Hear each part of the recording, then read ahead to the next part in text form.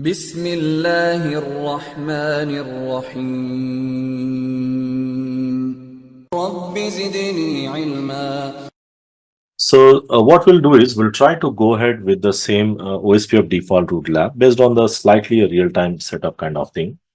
Like if you remember, I discussed that we will be using dynamic routing between the head office and the branch offices, which means I'll be running OSPF area 0 between the router 1 and the router 2. And from the head office router, we will be configuring the default route, which is going to say that any unknown traffic will be sent to the ISP. And from the ISP, there will be a static route. So I'm not running OSPF. I'll remove this OSPF. And because in our lab, I said that is an alternative, we will configure a static route. Okay.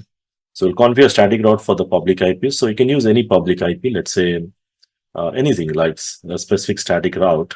Let's say I'm going to use the same 2 dot public IP, 2 dot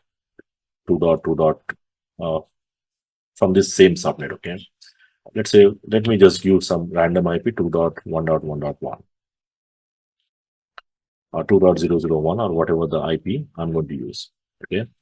So that will be the public IP. I'll try to use the same subnet just to avoid any kind of other routing issues. So that will be the public IP I'll be using for translation. And additionally, on the top of this, I'm going to configure the NAT. Okay. So the NAT is again configured. Now, there are two ways to do the NAT. Either I can translate all your private IP addresses will be translated to the public IP. And that public IP can be 2.0.0.1, or you can also use the exit interface. If you just go back to the NAT concepts, we can also translate to this 2.2.2.1 also. That can be the public IP also, which means in that case, I don't need to write the static route. Okay. So we'll try to do that. And at the same time, we'll also advertise the default route and do the verification part.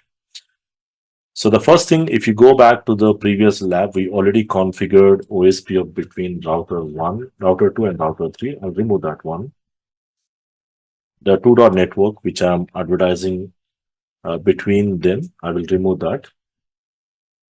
And the same thing, I'll do it on the router 3, because normally you never run OSPF between the head office and the ISP, because you run BGP, that is another case.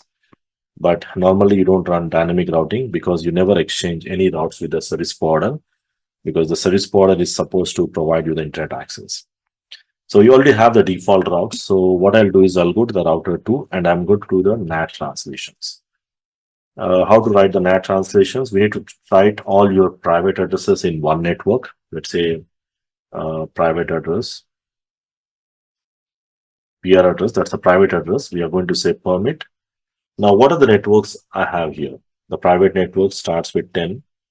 Most likely this is 10 and 20, right? 20 dot network and even 1 dot network. Assume these are not exactly private, but as per my IP addressing, we assume they are the private IP addresses which are used in my LAN, and they need to get translated to the public IPs. Okay.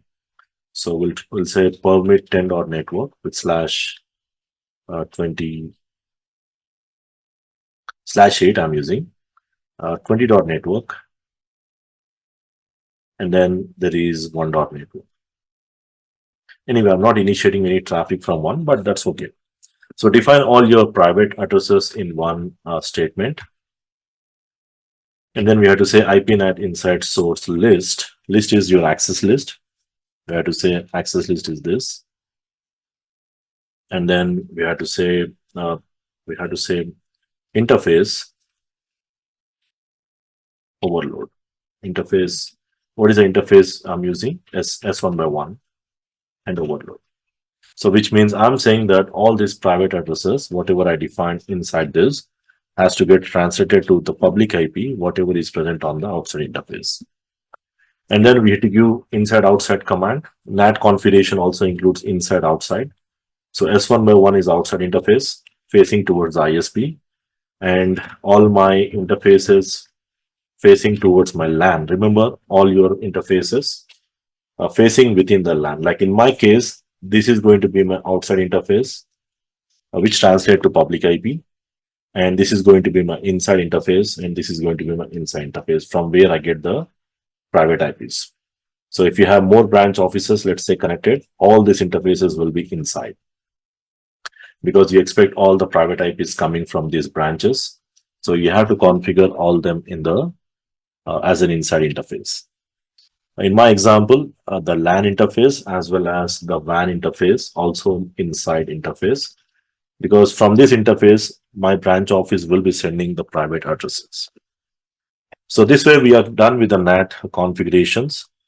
Normally, if I'm using another public IP, I should have a static route, but that's not required here because I'm translating with the exit interface. That's going to work for me. And what else we need to do? We need to make sure that we do have reachability to these IPs based on the default route from the router 2. I'm expecting that we should have the route. Now, there is one more thing. If you remember, we already did this.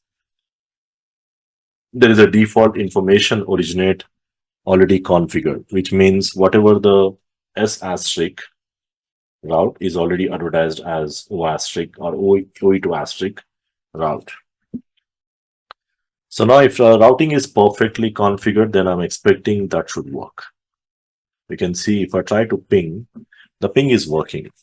Now why it is working? Because now if you try to see here, even when I try to initiate a traffic from LAN, let's say I'm going to initiate a traffic from the LAN, it's working, right? So you can just repeat some packets.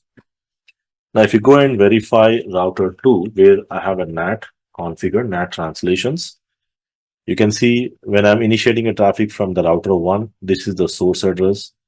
When I'm initiating a traffic from 10.1.1.1, the LAN interface, it is using the public IP. So the public IP is the exit interface, which means just like in the real case, when you're sending the traffic from 10.1.1.1 and you're trying to reach 13.0.0.1, which is somewhere on the internet, as the router 1 do not have any information. Let's see how the routing exactly works in this case.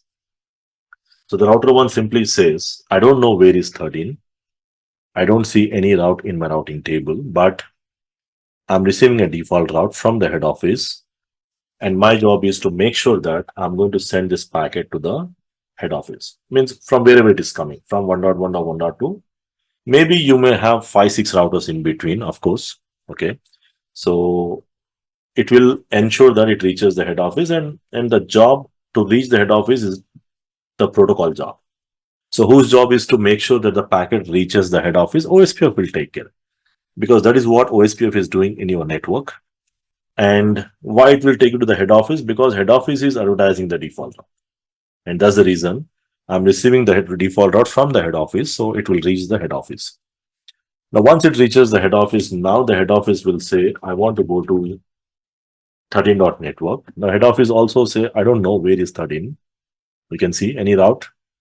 I don't know where is 13, but I have a default route, a static default route now this time. I have a static default route, which is configured, saying that any unknown packet, simply send it to the ISP. So from there, it reaches the router 3. Now the router 3 will forward. Router 3 means it reaches the ISP. And in the real scenarios, the Yahoo server doesn't reside here. Yahoo server is somewhere on the internet. It will reach based on the BGP protocol. That's not the concept right now. You will see them in the BGP concepts. But your packet reaches here. Once it reaches here now, it reaches the Yahoo server and you'll get the packet back. But there is one thing exactly happening when the packet is going here. The source address is getting translated to 2.2.2.1 and the destination address remains the same. And this is happening because of the NAT. Because as the packet leaves this interface, there is a NAT configured, which is going to tell that the source address is 2.2.2.1 and the destination, because the public IP, whatever we used in the NAT, and reaches the router 3. And the router 3 is going to return back the traffic. When it is returning back, the source address will be 13.0.0.1 and destination will be 2.2.2.1. Now this router knows where is 2.2.1. because it knows it is connected, or it can be through static routing, or it can be through BGP. So that is the job of the ISP. Okay. So, but here we are trying to understand the logic, the routing logic, how it works. Because at the end, if you're working for a service provider or if you are providing the service to some customer, you should understand the process. So it reaches back again, and once it returns back, again, it will change the destination address to 10.1.1.1, which means now from here onwards, again, the packet reaches 10.1.1.1 based on the private IP. Because the NAT says you're coming from outside interface, as you're going towards the inside interface, you have to go with the private IP, as it is the same private IP what is present. And this router knows, this head office router knows where is 10.1.1.1 through the OSPF. Already it knows how to reach out. Okay.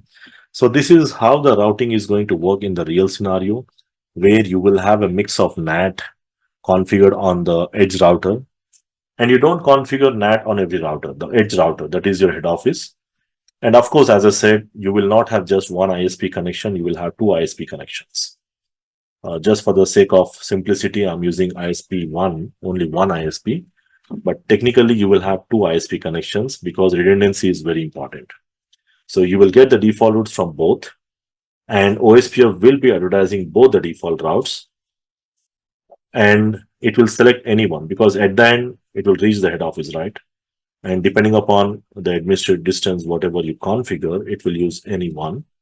These things we already covered in the floating default routes.